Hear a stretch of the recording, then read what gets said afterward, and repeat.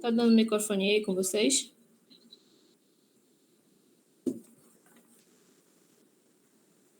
Deu, mas parou, professor. Tá passando os slides? Aqui no meu não. Tá parado em vigilância e saúde. Agora começou a apresentação. Tá. Passou. Então tá. Eu não tô mais vendo vocês. Na verdade, eu tô agora pelo celular. E, gente, e se eu perguntar, eu vou começar, vamos logo pra gente não demorar muito. Qual é o risco que essa professora, que esses alunos, que o trabalhador nesse ambiente está exposto? Eu começo fazendo essa pergunta para os senhores. No caso, o profissional de educação, que é o trabalhador, que passa a maior parte do tempo, qual é o risco que ele está...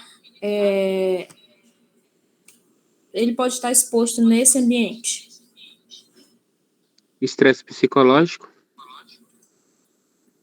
Problemas psicológicos, né?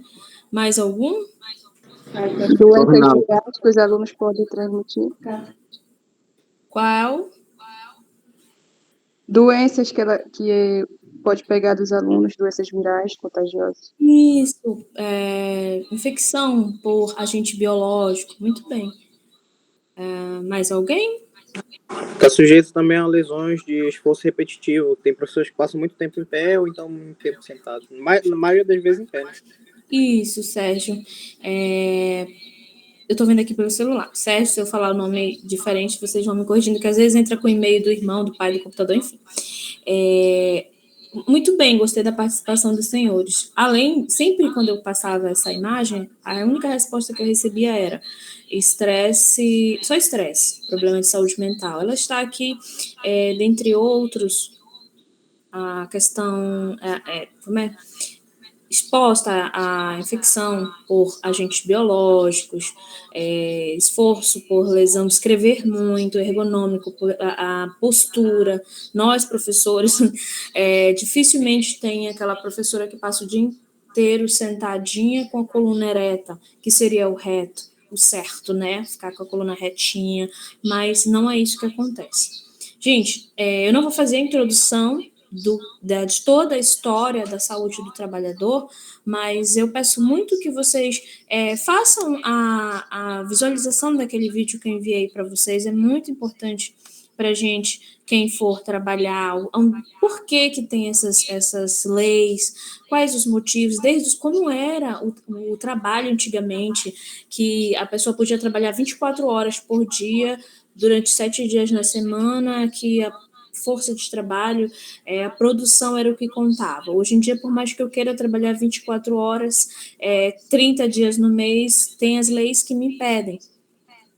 Não é verdade? Então, é importante que você ir trabalhar em condições insalubres. Então, por favor, façam a visualização do vídeo que eu encaminhei para os senhores, tá bom? E aqui eu já vou pular direto para Política Nacional de Atenção Integral à Saúde, Política Nacional de Saúde do Trabalhador e da Trabalhadora, que ela vem, a última atualização da portaria em si foi em 2012, mas dentro dela existem vários outros decretos, várias normativas, várias portarias que vão sempre sendo atualizadas. O princípio dessa política é universalidade, prevenção, que é o SUS, né? O SUS ele trabalha muito com a questão principalmente de prevenção. O SUS ele trabalha principalmente, está na lei, está na Constituição Federal, está na Lei 8080, está em todas as políticas do SUS. O que vai ter lá, gente? Se vocês forem fazer qualquer prova, é errado, não. Prevenção, o SUS, em todas as políticas do SUS, vai estar trabalhando com a prevenção. Se os nossos governantes soubessem o quanto que é mais econômico prevenido que tratar, do que remediar, eles fariam um investimento muito maior em medidas preventivas em todos os setores. Eu estava vendo um relatório do estado do Pará que me assustou. O Pará, sim, saindo um pouquinho aqui da política de saúde do trabalhador, falando da questão de prevenção. Como vocês sabem, eu trabalho no PIESC, no SUS, na unidade de comunidade, na unidade de saúde. E o governo, ele recebeu 20 bilhões de arrecadação em impostos. Desses 20 bilhões, ele investiu na educação, na saúde, apenas 14%. Dentro desses 14%, para medidas preventivas, que é a atenção primária, foram apenas 2%. O resto tudo na atenção hospitalar. Quase uma fatia muito pequena para medidas preventivas. Dentro desses 2%, ainda vai dividindo, né? A atenção à saúde do trabalhador, as políticas, todas as políticas que vocês estão...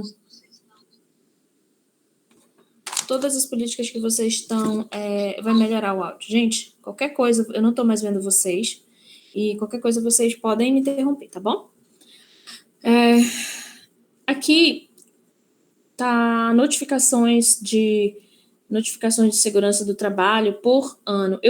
Coloquei um dado aqui aleatório, aí eu fui investigar o que aconteceu nesse período aqui que houve um aumento. Houveram as questões de algumas fábricas no Nordeste que estavam trabalhando em condições muito análogas à escravidão, condições insalubres, e aconteciam muitos acidentes. E eram acidentes fatais que, na época, eram necessários fazer a notificação compulsória. Esse aqui é um dado oficial, mas é sabido que nas empresas, as notificações compulsórias, elas não são feitas como deveriam ser.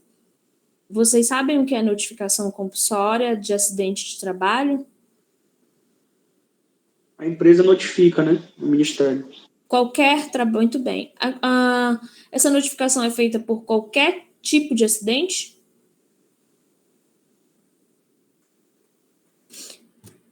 Não sei dizer, professora. Eu acho que o correto seria qualquer tipo de acidente que envolve a empresa, no caso, né? Se foi dentro da empresa. Eu também acho. Mas agora,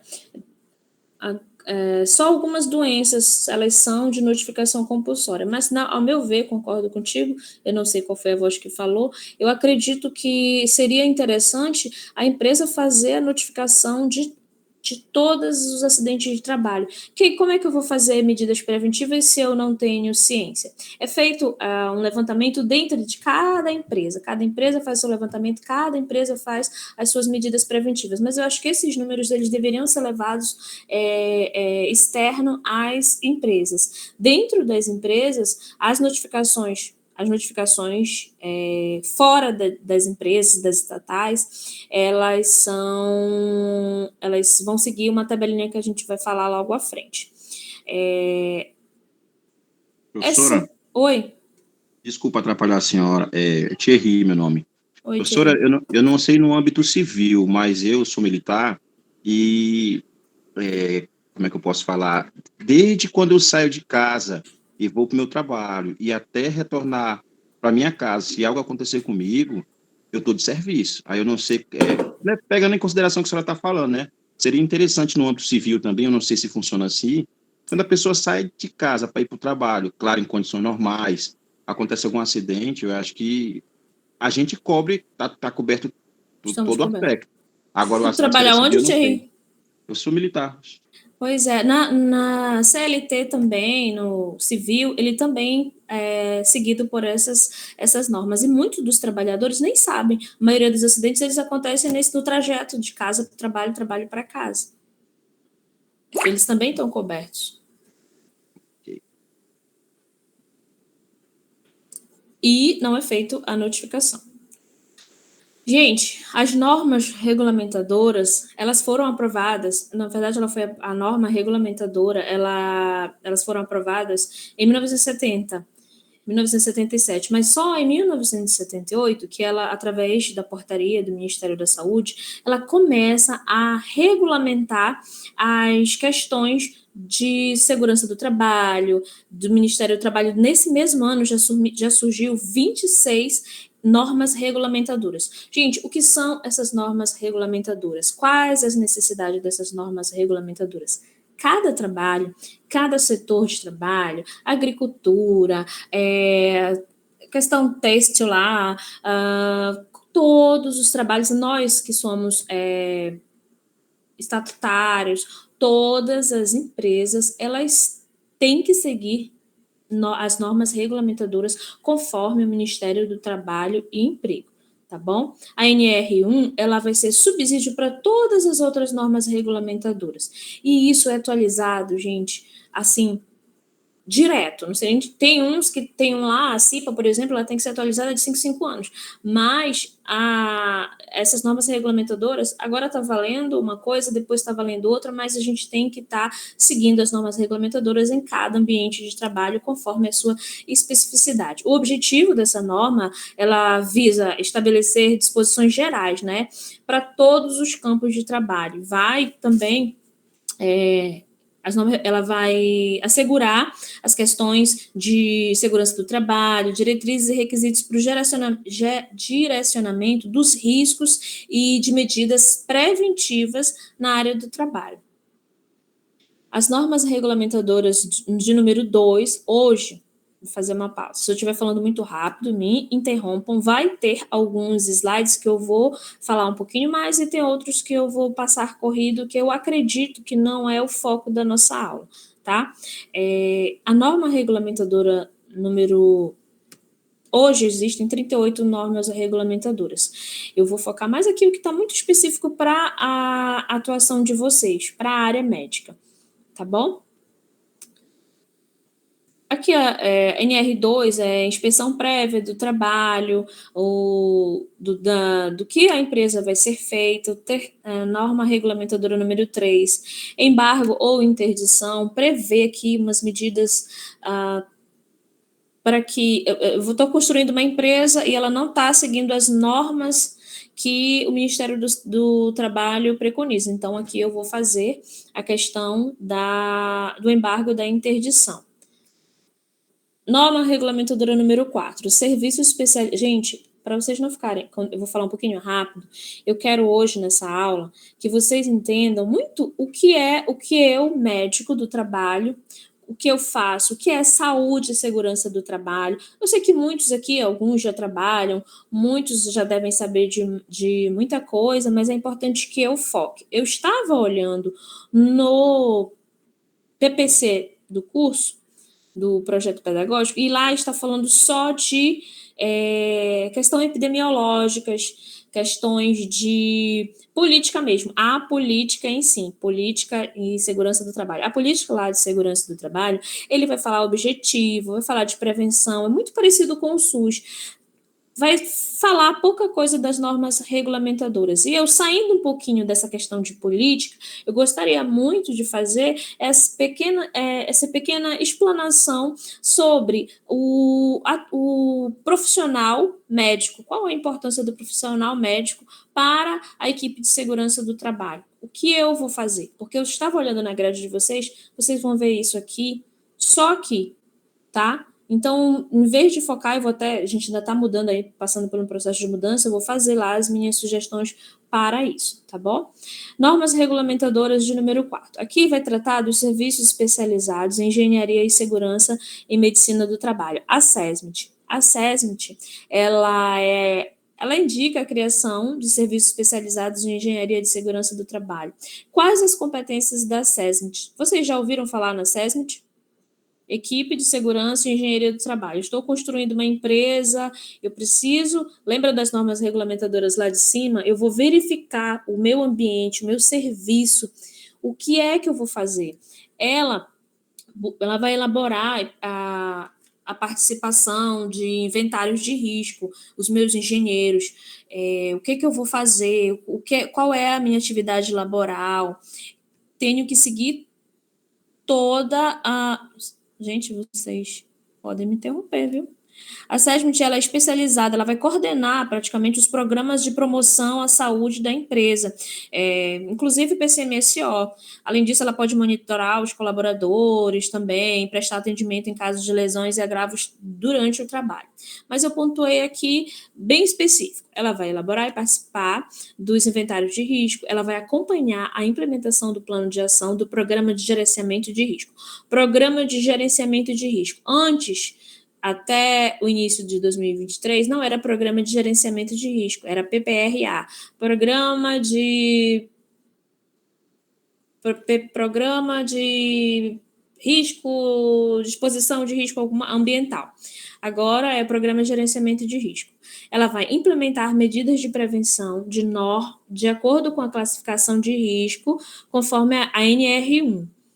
Ela vai elaborar o plano de trabalho e monitorar metas, indicadores e resultados de segurança do trabalho. Ela vai responsabilizar-se tecnicamente pela orientação quanto ao cumprimento das disposto nas normas regulamentadoras aplicáveis, dependendo da atividade laboral que aquela empresa vai seguir. Os serviços especializados de segurança do trabalho podem ser compostos por alguns grupos. Composição da SESMIT: médico do trabalho, engenheiro de segurança do trabalho, técnico de segurança do trabalho, enfermeiro do trabalho, auxiliar técnico e enfermagem do trabalho. Assim, todas as empresas vão ter SESMIT? Não, nem todas as empresas não vão ter SESMIT. Vai depender do risco, do fator de risco. Se tiver uma empresa de fator de risco grau 4, número 4, com certeza vai precisar ter SESMIT, vai precisar ter CIPA, vai precisar ter tudo. Nesse caso aqui, se for uma empresa de grande porte, logo na construção, já tem que ter já a SESMIT para isso, tanto para trabalhar na construção, tanto para depois da atividade laboral. Na SESMIT, qual é o papel, a atribuição do médico do trabalho? Ele vai assistir ao trabalhador, ele vai elaborar o prontuário, ele vai fornecer atestados e pareceres sempre que necessário, considerando que as características. Gente, fornecer atestado para o trabalhador. Quem aqui já fez o exame admissional? Eu já fiz alguns. Tem muitos médicos que nem olham para a gente. Vou fazer um exame admissional, então eu vim aqui para o UFPE, eu tenho a coluna toda bichada, toda torta. Eu vivo sentada, eu dou minha aula sentada, agora eu estou sentada ministrando aula remota, eu posso... meu médico não me avaliou muito, ele disse que eu estava em perfeitas condições. Se for uma empresa privada, CLT, tem muitos, eles entram com uma má fé, já tem uma doença, já tem um problema, e durante a empresa ele alega que que foi lesionado na empresa. Assim também como ele realmente desenvolveu essa doença, mas não sabe onde pegar laudo. O responsável, é muito importante, o responsável. Vocês que vão são futuros médicos, nem todo profissional que trabalha na medicina do trabalho é um médico especialista em medicina do trabalho. Ainda não tem uma lei que regulamenta quem vai trabalhar na medicina do trabalho. Você vai se formar, vai ser um médico, vai ser um clínico e vai acabar prestando serviço para uma empresa. Você vai recusar de fazer um atestado para aquela empresa? Não, mas pelo menos faça assim um exame físico, uma anamnese, porque antigamente, eu não sei como é que está agora, os médicos não olham para a gente, eles não fazem, e se você está atestando que aquele paciente ele está em perfeitas condições, ele vai ter que sair daquela empresa com as mesmas perfeitas condições, e quem vai dizer se ele estava em perfeitas condições ao iniciar é o médico, e ao sair também vai ser o médico. Então, façam o exame físico e a anamnese corretamente, olhem nos olhos do paciente, verifique o exame, façam um exame físico rápido, não façam como foi feito antigamente. Os médicos nem olhavam. Olha, eu já fiz exame, né, pré-admissional, nem olha aqui, tá bem, isso aí, tá, ok, beleza. Ele vai emitir laudo, parecer, relatório, ele vai promover também A questão preventiva,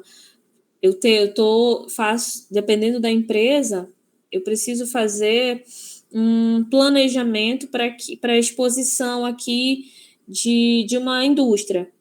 Com algum tempo, ele precisa rever se aquelas medidas preventivas foram eficazes ou se precisam tomar novas medidas, se aqueles trabalhadores vão precisar fazer alguma intervenção. Ele também trabalha com medidas preventivas. Tudo que for negligenciado aqui, gente, vocês trabalham. Por que eu sempre pergunto assim, muitas vezes eu pergunto para os meus alunos, por que a medicina, hoje, até então, ela é muito cobiçada? Por que é difícil passar no vestibular? É um curso caro, é um curso muito visado, é um curso rentável até então, hoje em dia. Mas é porque ela trabalha com a ponta da vida. Ela trabalha com a ponta da vida. Tem outras atividades que não trabalham com a vida. Então, qualquer atendimento que vocês forem fazer, não sejam negligentes. Façam. Eu estou com pressa, eu tenho mais 20 pacientes. Façam o atendimento completo, com pressa, mas façam o atendimento dos 20 pacientes por completo. Tá bom? Tudo bem? Ficou um pouco apagado aqui, mas aqui está dizendo a quantidade da empresa. Não consigo dar zoom.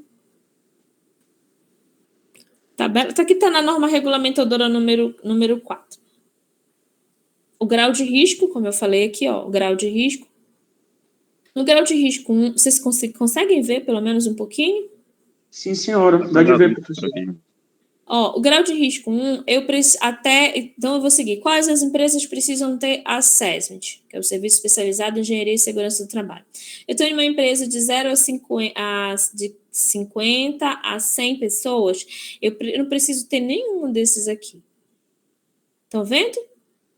O técnico, professora. Oi? Precisa ter o técnico de segurança do trabalho. De 50 a 100, grau 1 não precisa. Sim, tem que ver o risco, né? Não, tem que ver o risco e tem que ver o quantitativo. A partir dos 500 trabalhadores, aí eu preciso ter um técnico no grau 1. Como que é visto esse grau de risco aí da empresa? Exatamente. Vamos pular para as próximas as normas regulamentares. Lá em cima, eu não falei da equipe a SESMIT, ela tem uma tabela enorme do que vai dizer se aquela tabela se está à exposição de ruídos, se tem, como é o caso dos aeroportos, se está em exposição a agentes químicos biológicos, se está à exposição como é aquele que trabalha com radiologia? Radiologista?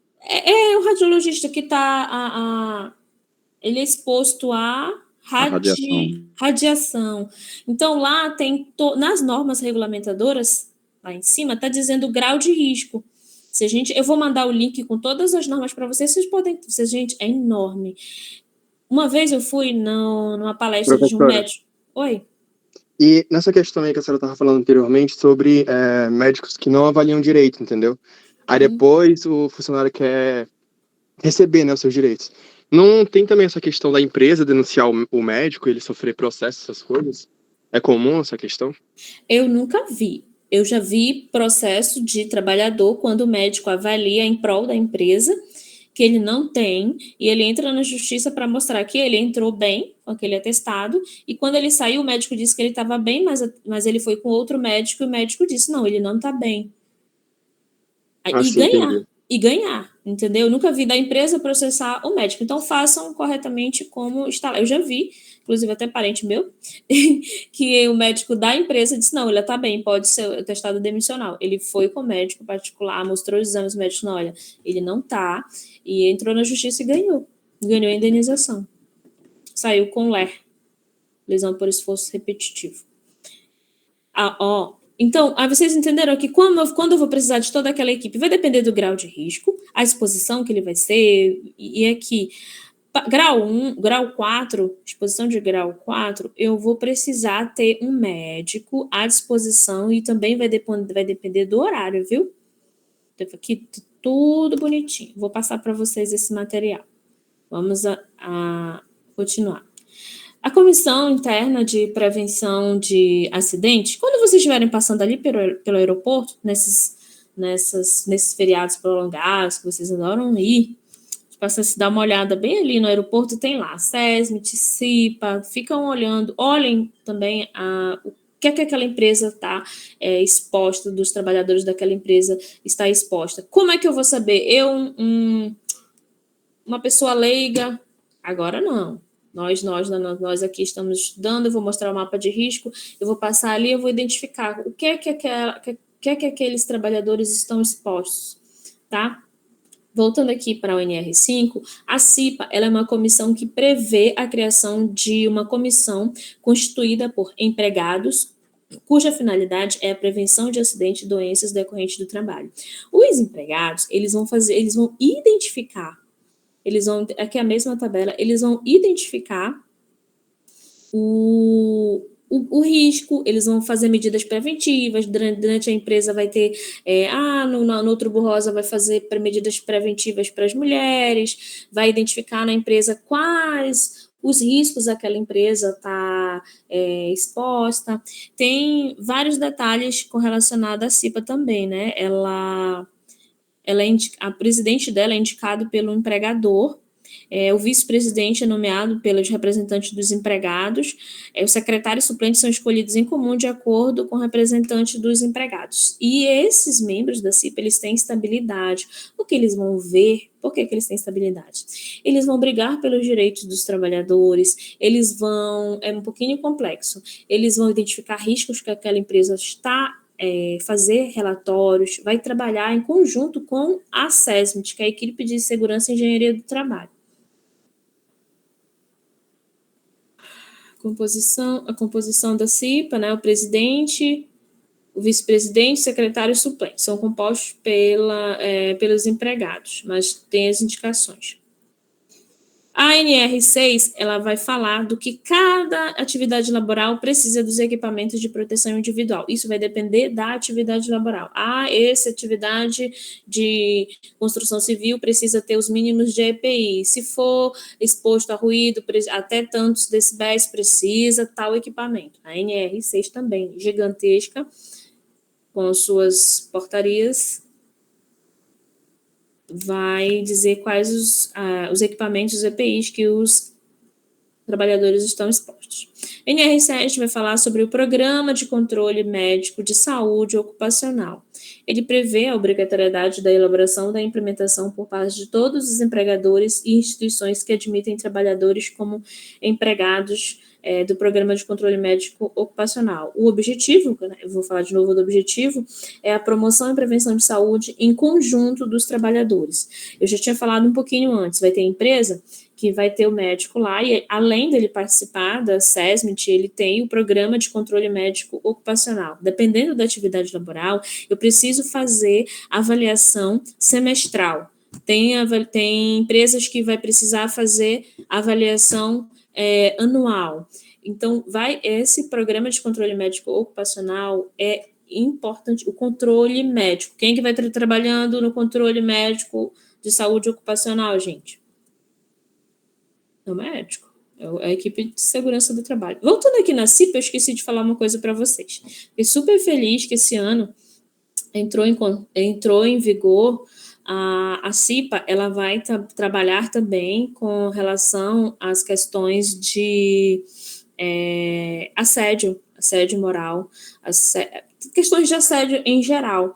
Os trabalhadores vão fazer os representantes vão fazer a identificação, vai estar gerenciando, vai estar trabalhando com medidas preventivas, e é lei que, dependendo do quantitativo de trabalhadores, eles sejam obrigados, a empresa seja obrigada a trabalhar com medidas preventivas para assédio moral. Isso é para ajudar um pouquinho a questão da lei das mulheres que estão lutando com relação à equidade, a equilíbrio, como é que fala? Igualdade de salarial, e passam por questões de assédio. Então, a CIPA ela vai estar trabalhando nessa questão. Outro dia, eu vi um professor da UFPA mesmo, falando assim, olha, a UFPA a gente recebeu no nosso e-mail institucional, eu não sei se vocês receberam, gente, mas é mais para servidor. Nós recebemos, os corpo docente e os técnicos receberam um e-mail falando que era para a gente participar de uma atividade remota que falava sobre medidas preventivas de assédio moral. O assédio, ele pode ser tanto de chefia para empregado, né, como é que eu posso usar a palavra, gente? Me ajudem? Coordenação para baixo, hierarquia, né? Ele pode, independente... Subordinado. Os subordinados também podem estar assediando moralmente, assediando sexualmente. Então, o assédio ele vem de todos os setores. E a empresa, ela vai ser obrigada a trabalhar com medidas preventivas. Nós recebemos um e-mail, eu falei assim, o FPA já está fazendo a parte dela, porque ela é uma empresa. O FPA tem CNPJ, ela é uma empresa, ela tem funcionários, e aí eu vi um professor colocando assim, eu trabalhei em outra instituição, o FPA outra instituição deveria aprender com o FPA. Aí eu só comigo, eu não quis, tava tanta coisa para fazer, eu não quis adentrar no assunto, né? Ela está sendo obrigada, ela tem que cumprir, senão ela é punida. Ela não vai seguir as normas que está em vigência. Mas depois eu ainda vou encontrar esse colega, ainda vou conversar com ele, tu deu uma alfinetada e falou o nome da outra instituição, mas é nacional agora. As empresas elas precisam trabalhar com medidas preventivas para assédio. Bom? Tudo bem?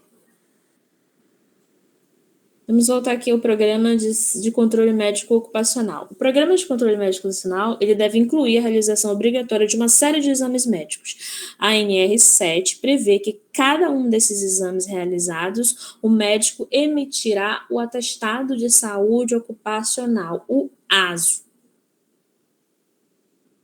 Quem que vai emitir?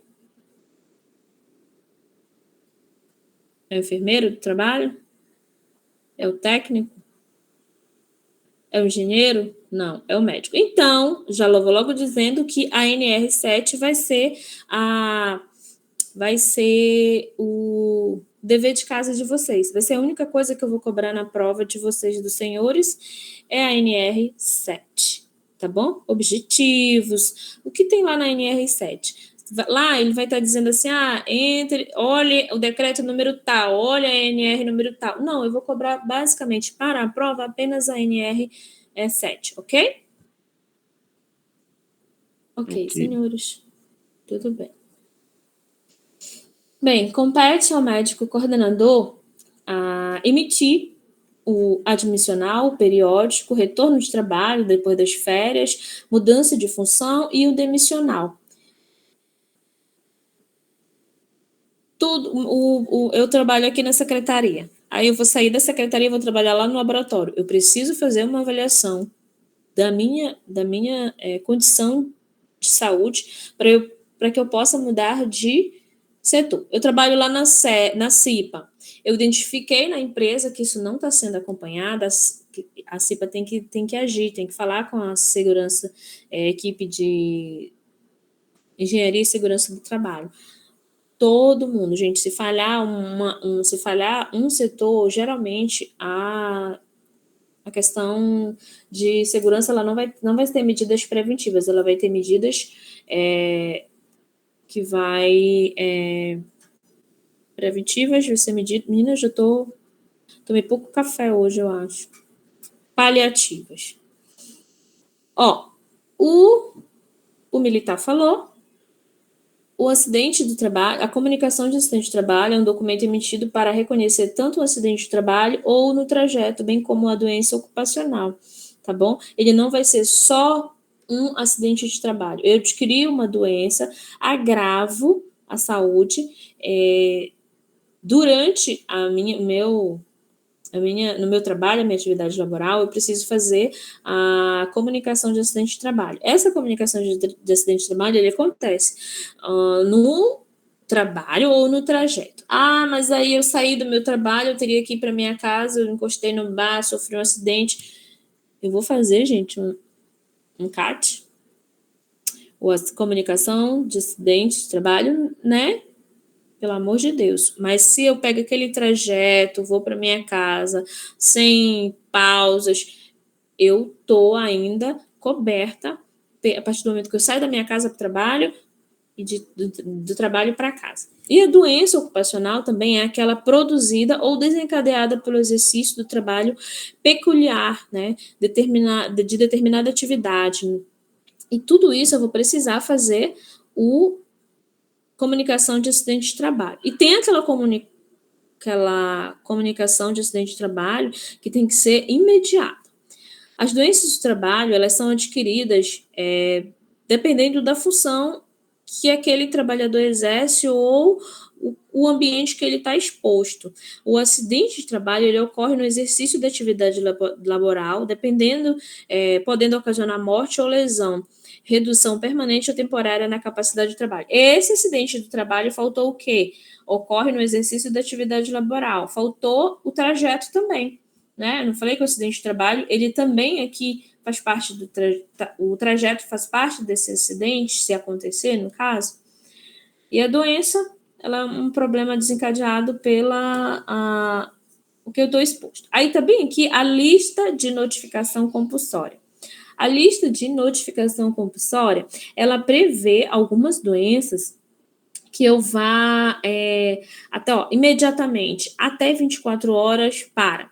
Se eu tiver um caso de a Covid está bem aqui, tenho que fazer a notificação compulsória imediatamente, até 24 horas, tanto para o Ministério da Saúde, quanto para a Secretaria Estadual de Saúde, quanto para a Secretaria Municipal de Saúde.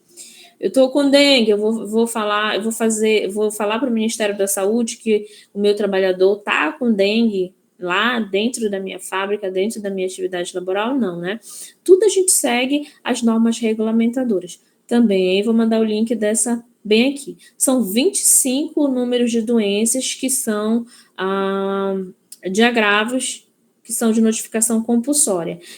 Vai ter os dias, né, até 24 horas, e tem a semanal também. Eu posso estar esperando, fazendo acumulando os meus casos de dengue e mandar fazer essa notificação semanal. Não precisa ser compulsória, dependendo, repetindo. A doença ou o agravo, ele vai ser notificado conforme o estabelecido aqui por essa tabela que está na NR7. Normas regulamentadoras, vai falar sobre as edificações, prever requisitos técnicos e mínimos que defendam observações nas edificações para garantir segurança no conforto no que eles trabalham. Dentro de todas essas atividades, aqui eu vou passar bem corrido, gente, dentro de todas as atividades, NR8, eu vou só estar vendo edificações lá, eu vou ver quais os EPIs, eu vou voltar lá para NR tal, eu vou ver a quantidade de profissionais que vão estar trabalhando, eu vou voltar para NR tal, quais as atividades que eles vão ser expostos, quantos trabalhadores, se eu vou precisar de SESMIT. Eu não sei se eu cheguei a falar para vocês, eu fui numa palestra no regional, e lá o médico falou assim, vocês vão ver saúde do trabalhador só nesse semestre? E eu tinha dado uma aula tão resumida para os meninos, eles falaram sim. Eles falaram, nossa, eu fiz uma especialização de 1 ano e meio. Aí eu, ai meu Deus. Então, é muita coisa, gente, mas assim, vou passar para... O PPRA, ele não está mais em vigor agora, essa nova regulamentadora estabelece os requisitos para avaliação da exposição. Agora, ele é o gerenciamento de risco, PGR, previsto na NR1. Ele vai substituir o PPRA antigo. Vai trabalhar com medidas preventivas dos riscos ocupacionais. São apenas algumas atualizações. Aí eu vou verificar quais esses riscos ocupacionais, porque alguém perguntou lá, professora, quais os riscos? Os riscos são riscos físicos, químicos, biológicos, os riscos ambientais. Como é que eu vou identificar quais as etapas? Eu vou fazer do PPRA, que não é mais o PPRA agora, é GPR. Vou identificar os agravos. Os meus trabalhadores estão estão expostos a riscos químicos, quais as medidas preventivas, quais os EPIs eu vou utilizar, vou fazer uma análise do território, eu vou identificar risco, vou fazer quanto tempo o meu trabalhador precisa rever as questões de atestados de saúde ocupacional, dependendo do risco, do grau, do tempo, da atividade laboral, eu preciso estar refazendo esses exames periodicamente. O periódico que vai dizer são a exposição dos riscos, tá bom? Nós temos agentes agressivos, pó, névoa, fumo, gás, vapor. Qual o risco essa trabalhadora aqui está exposta? Químico e biológico, né? Uhum. Ergonômico também, né? A bonitinha não tá usando máscara, tá com todo o EPI, não tá nada paramentada para estar trabalhando com todo esse risco aí, né? Isso aqui, eles estão trabalhando de forma assim, na indústria, isso acontece muito. Qual é o risco que esses trabalhadores aí estão acometidos? Ambiental. Animais peçonhentos, insetos, Físicos, sol também, né? sol, radiação, muito bem, aqui eu falei um pouquinho da névoa. Esse aqui, provavelmente, se ele trabalha muito tempo nessa não sei se é colheita de algodão, ele pode estar exposto a uma doença que acontece muito quem trabalha na empresa têxtil, que é a bicinose. Ela é uma doença ocupacional que vai causada pela poeira das fibras do algodão, vai afetar principalmente esses trabalhadores que não usam EPIs. Qual é o EPI que poderia estar utilizando durante toda a atividade laboral dele? Gente, é uma simples, ele vai inalar, vai causar problema. Máscara, uma simples não, ela não é tão simples assim, mas é uma máscara, ela iria melhorar muito. Alguém quer falar alguma coisa? Não? Tudo bem. Lembrando que eu vou fazer lá o programa de gerenciamento de risco e eu identifiquei, eu vi todos os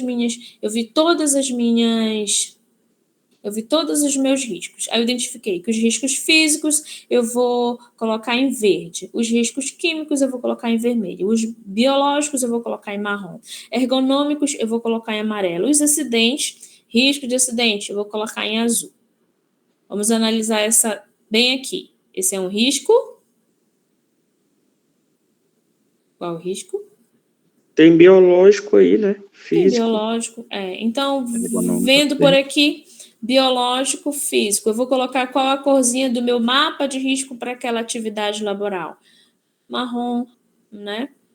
Eu vou colocar verde, amarelo, azul. E mais? É isso. Acho que Aí, isso eu dei esse químico aí fala de poeira, professora. É poeira de agentes químicos ou poeira normal? Não, aquela poeira normal. Também iria vermelha. Poeira, névoa. Entendeu? Tá bem. Esse outro que eu falei para vocês, a bicinose, que é a doença do pulmão, ela é causada pela poeira das fibras do algodão. Então, com certeza, o maior problema seria esse aqui, ó, poeira causada pelas fibras do algodão, iriam causar problemas nesse trabalhador e eu iria fazer um mapa de risco bem vermelhinho, tá bom? Vamos aqui fazer um mapa de risco para uma sala. Para essa senhora bem aqui, quais os riscos que eu estou fazendo? Mas aí dependendo, né, gente? Ela trabalha bem aqui nesse setor. Nesse setor eu tenho quais agentes? Eu vou fazer o mapa de risco direcionado às atividades, né? Se vai ser elevado, médio, leve. Quando vocês entrarem a partir de agora, lá no regional, vocês vão estar entrando lá no regional, gente, até na capela tem mapa de risco.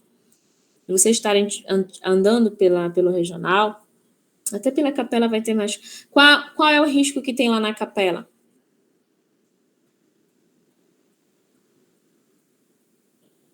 Qual é o risco? O ergonômico, a pessoa fica muito tempo orando lá, né? E ela corre o risco. Eu vi lá no regional, achei tão bonitinho.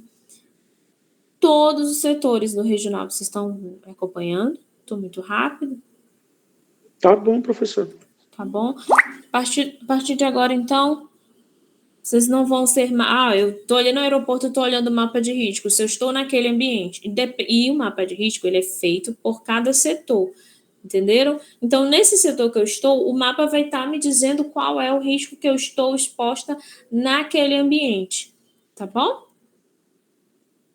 Ó. Mapa de risco, rota de fuga. Tem toda uma legenda que seja de fácil acesso. Aqui tem o mapa de risco. O maior risco dessa atividade, desse setor aqui, é o agente químico.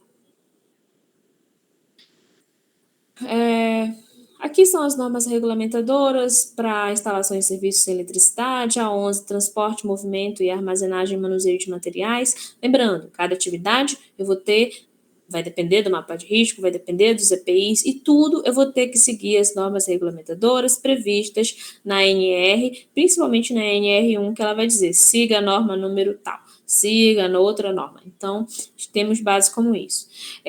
A NR12 vai falar sobre máquinas e equipamentos, quais os EPIs vão ser utilizados, vão ser necessários. NR13, caldeiras e vasos de pressão. NR14, forno. 15, atividades de operações insalubres. NR16, atividades de operações perigosas. A17, a ergonomia, muito ocasionada pelo povo que trabalha nas secretarias, nas questões administrativas. NR18, condições de meio ambiente de trabalho à indústria da construção. A NR19 vai tratar sobre os explosivos. NR21, trabalho ao céu aberto. NR23, proteção contra incêndios. A24, condições sanitárias de conforto nos locais de trabalho. 25, resíduos industriais. 26, sinalização de segurança. Eu acho legal essa daqui. Eu entro lá e vejo as plaquinhas tudo bonitinho. Parece que eu estou fazendo de novo o teste para tirar minha carteira. Mas é legal. Professora? Oi.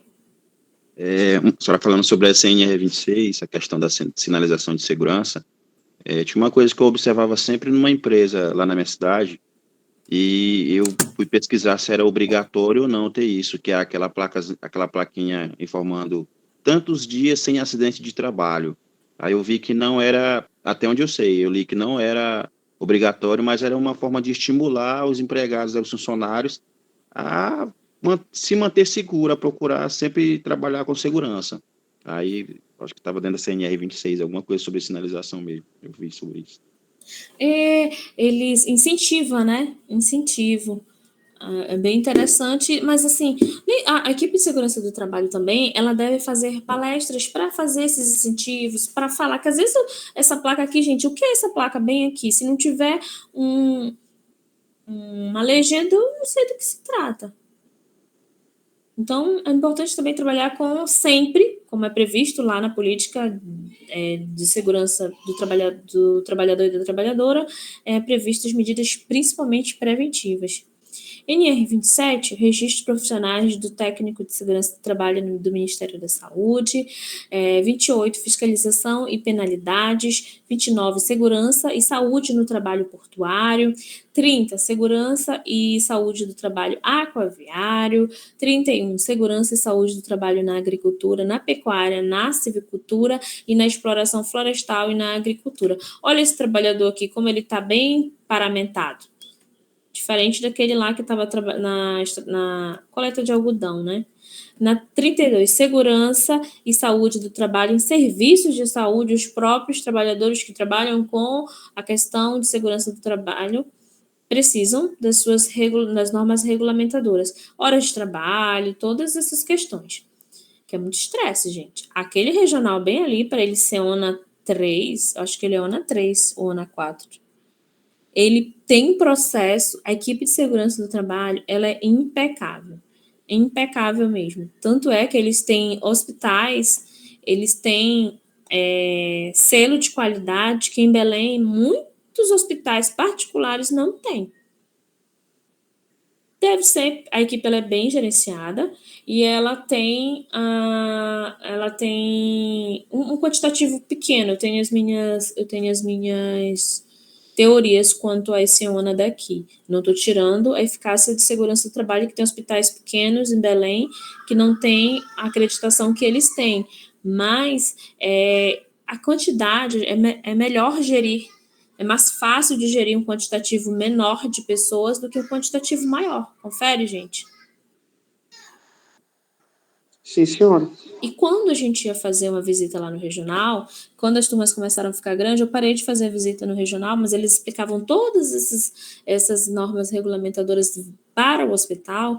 Eles falavam que o principal problema deles era gerenciar a equipe médica. A equipe médica era muito teimosa. Eu falava, não, os meus alunos agora, eles não são assim não, gente. Porque ia fazer cirurgia com adornos, não queria tirar pince, não queria seguir, que é muita correria, não queriam seguir. Então, eles reclamavam toda vez, eu passava essa vergonha. Eu falava, mas esses são os médicos antigos, agora os atuais, assim, os meninos estão saindo com outra mentalidade. Bom, cada NR tá prevista aqui, trabalha em altura. Olha essa criatura. Qual é o risco dessa criatura? Bem aqui. Vocês estão vendo meu mouse? É morrer, se eu cair, morrer. Outro risco, gente.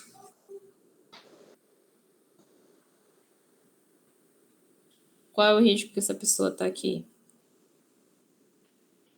Físico. Físico, né? Ergonômico, ou atividade laboral que tem muito. Risco de acidente, ergonômico, físico, exposição do sol. Tem todas umas questões. Essa aqui, 36, segurança de saúde do trabalho em empresas de abate e processamento de carnes e derivados. 37, a segurança do saúde em plataformas de petróleo. Elas eram não existia há pouco tempo, essa segurança de plataforma de petróleo. Mas, para isso aqui, eles usavam outras normas regulamentadoras. Agentes físicos, as atividades laborais que estão relacionadas a agentes químicos, extração, entendeu? Portuária. Aí agora tem as normas regulamentadoras da plataforma de petróleo. Faltou aqui a norma regulamentadora de número 38, que vai falar sobre segurança e saúde do trabalho nas atividades de limpeza urbana e no manejo dos resíduos sólidos. É a 38, que até então eu tinha visto hoje, eu acho que eu não coloquei aqui para vocês. Vou passar esse site para vocês com todas as... Deixa eu ver aqui. Com todas as normas regulamentadoras. Qual o risco aqui, meu povo? Físico, ergonômico. Qual é o risco? Aí você está trabalhando lá, essa mulher aqui, né? Você está trabalhando lá na SESMIT, você está fazendo uma avaliação.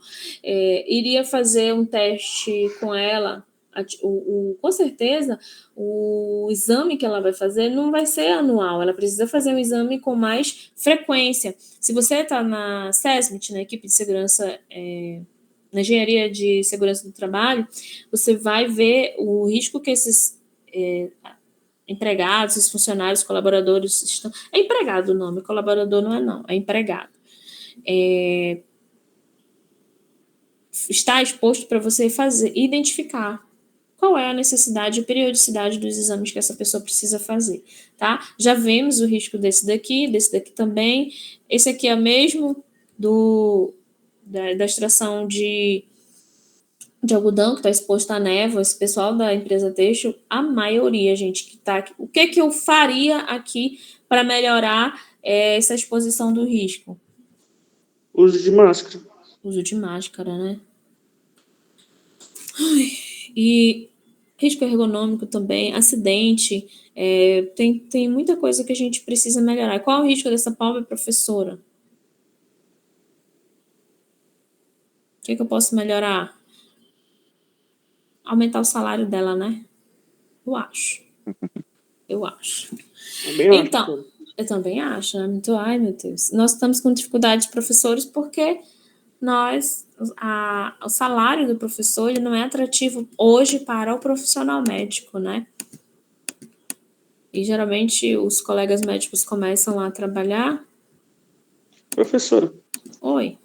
A atualização das NR são anuais, bianuais? Como é que funciona? Não tem Porque isso, eu tenho não. um tio que trabalhava na empresa siderúrgica, né? E ele ficava sempre estudando as NRs, que às vezes atualizava, né?